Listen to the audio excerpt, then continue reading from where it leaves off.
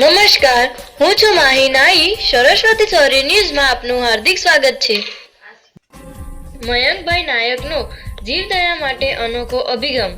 ઉત્તરાયણ બાદ 800 kilo waste દોરી ખરીદી. 50 રૂપિયા કિલોના ભાવે ખરીદી દોરીને આજે મહાનગરપાલિકાને સોંપવામાં આવી. મનપા દ્વારા આ દોરીનો વૈજ્ઞાનિક ઢબે થશે નિકાલ. મનપા કમિશનરે કહ્યું, ચાઇના દોરી ઉપર સંપૂર્ણ પ્રતિબંધ મુકાય તે માટે મનપા કડક નિર્ણય લેશે. 800 કિલો વેસ્ટ દોરીમાં મોટાભાગની ચાઇના દોરી.